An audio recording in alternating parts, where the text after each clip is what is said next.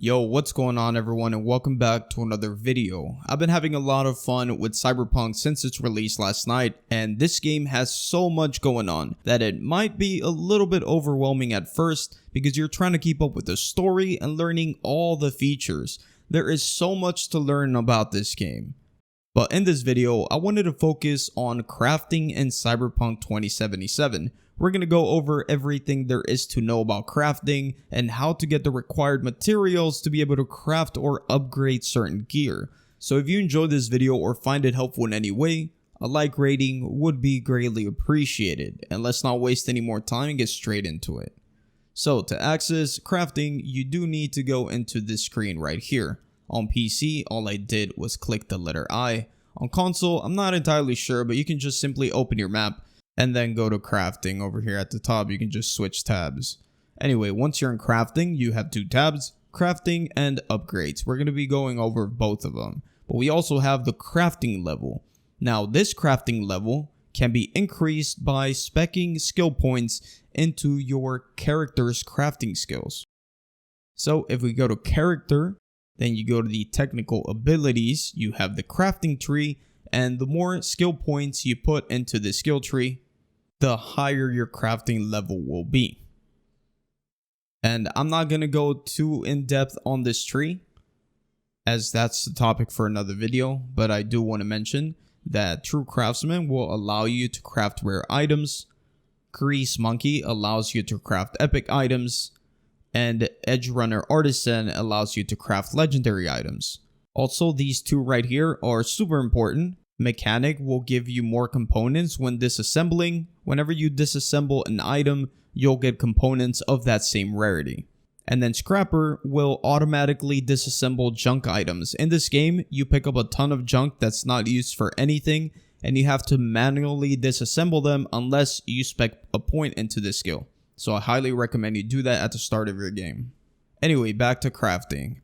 Here you also have a bunch of little tabs, which is basically a filter. So here you can see all items, then you can see ranged weapons, melee weapons, clothing, consumables, grenades, attachments and mods, cyberware, and quick hacks. The only one that doesn't have a tab is going to be ammo. So if you're in the middle of a fight and you need some ammo, you can simply craft it down here. You got sniper, shotgun, rifle, and pistol, and it costs common item components which aren't really that hard to get. Also, if you notice, I don't have many things to craft, but that's because I'm just level 11. As you progress more in the game, you'll have more items to craft. Anyway, now let's go a little bit more in depth on the things you need in order to upgrade. So if we take a look at this craftable pistol, this is called the Chaos, and it's an epic variant. So here you can see the stats and a bunch of different stats it can come with. And then down here at the bottom, you can see how much you can sell it for and the weight of the item.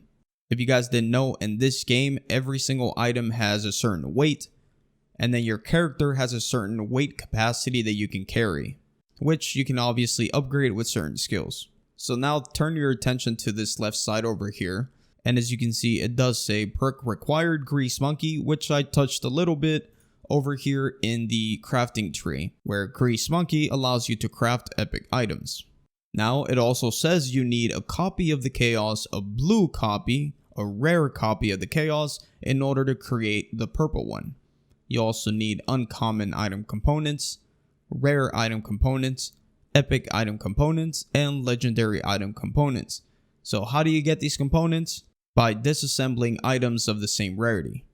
So if you go into your inventory and you go into your backpack, and on your left you can see all your components. And when you hover over items, it'll tell you what components it'll give you. So if I hover over this cap, it says it'll give me 9 common and 4 uncommon components. So as you can see, I have this purple rifle and it'll give me all those components that I need. It'll give me 3 of these purple ones right here, epic upgrade components, and all the ones that have a little plus sign. So yeah guys, super simple to get those components that you need.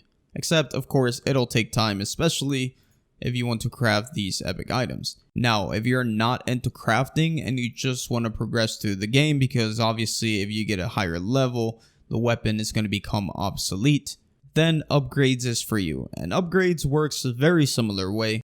So let's go look at this pistol that I have. It's called the Lizzie. if I get the components needed, which are all listed on the left here, I can go ahead and increase its DPS. As far as I've seen, that's the only thing that changes. So let's take a look now at the sniper rifle, which is a purple sniper rifle. Again, once I get all the components needed, I can increase its DPS from 51 to 56.